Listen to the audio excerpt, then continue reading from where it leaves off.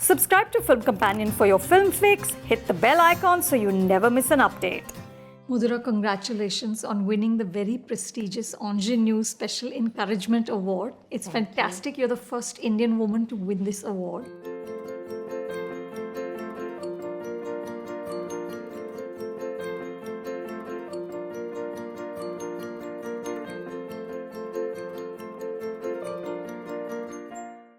Tell us more. What do you win? I know it's your first time in Cannes. Tell me everything about the award. So Angénieux gives this award. They usually have this award for the last 8 years, giving it to the senior DOPs who are the world famous ones who have already established and we know their names. So they have given awards to like Ed Lapman and then Christopher Doyle and Roger Dickens and everybody else. Since last year, they decided to promote somebody who's working currently, like they have worked for last 2-3 years. Were the upcoming DOPs. And last year it was Cecil Zhang from China who has won it, and this year they have decided to give it to me. So yes, I'm overtly excited about it. I'm kind of overwhelmed and I can't understand what's happening. It's all in a haze right now. But then yes, that's how it is. What was your first response when you found out? I didn't believe it. Really? Yes, I got the mail and I didn't believe it. So I was in a shoot when I got the mail. I showed it to my friend. I'm like, ha, see what kind of mails is coming. So I thought like those one of those you have won $1 million type of mail. Correct. So I just didn't believe it because I didn't expect something like this to happen. So I laughed it off for a second. Then the people like IWCC, the Women's Collective, they were the one who had done everything and contacted and all of that. So they kind of scolded me, why aren't you replying? I was like, this is not real, right? They're like, no, this is real. Please respond to the mail. I was like, okay, fine.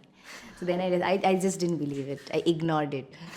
So what do you win, Modhura? What happens? What I really get is to use their amazing lens range in one of my future projects, which they'll loan it to me, which is a huge thing for me because when we are working as independent DOPs, as when we work as newer DOPs, we don't usually get that equipment. The budget is not there and it's not possible to have it in our shoots. So this is a huge thing for me, and that is secondary. What I'm getting right now is to meet all of these amazing people, and being here in Cannes is my first time.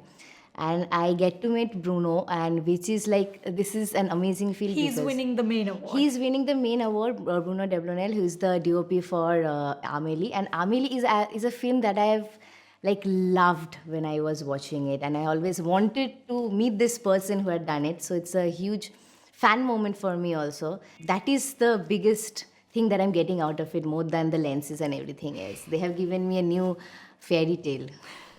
Now you've done everything, short films, brand films, features, documentaries, like you've done the whole gamut, right? But you said the one thing that's common in all of it is low budgets. So what's been in all of this sort of one of the biggest challenges you've had with the low budgets, and how have you overcome it? Because I am starting out new. I've just been here for 2 years, so I don't expect people to come with me to high budget films. They don't expect. I don't demand that level of trust from producers, though they can give me that amount of money.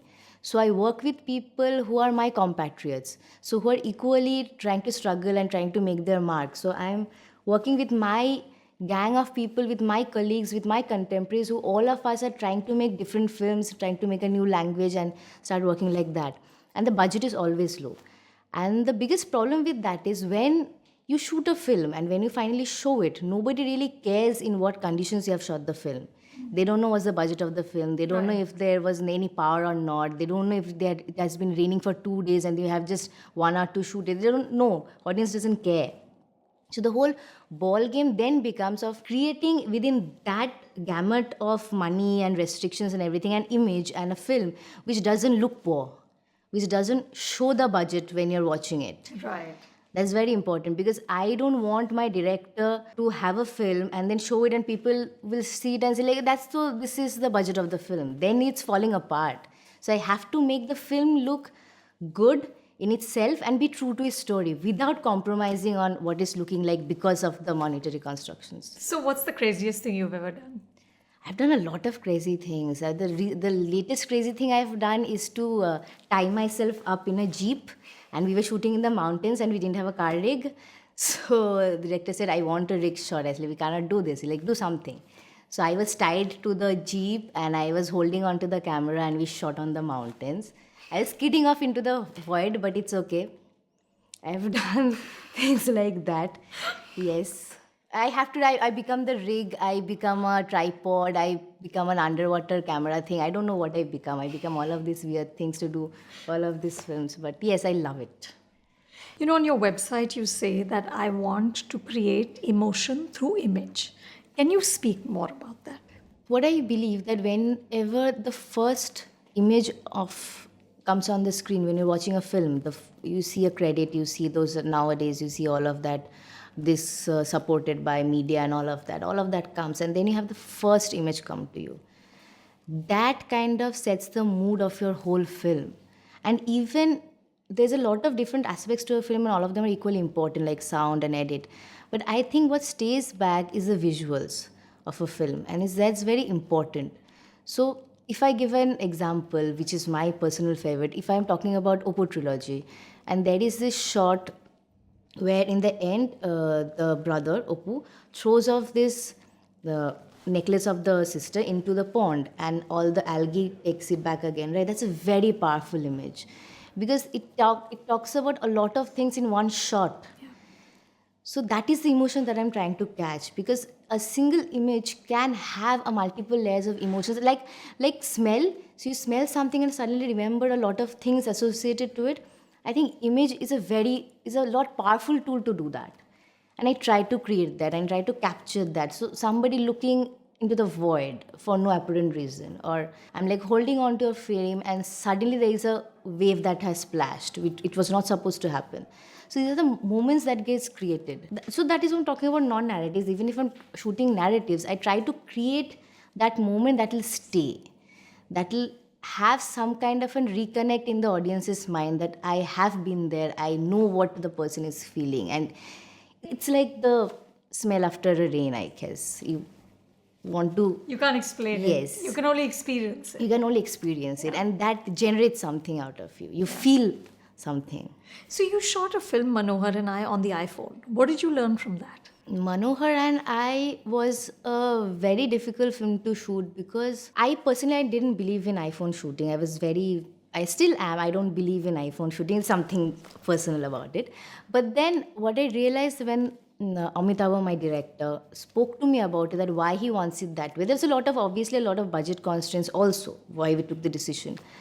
But then I realized that somewhere if I am not opening up to technologies like this, I am constraining myself as a cinematographer. The shooting on mobile phone had opened a lot of things for me. I could do a lot of things which wouldn't have been possible if I was doing it on a Steadicam, because we shot extensively in Kolkata streets during a huge political rally. So we were walking and the rally had come in between, and we didn't stop. We continued shooting, and that's in the mise en scene of the film. And I could do that.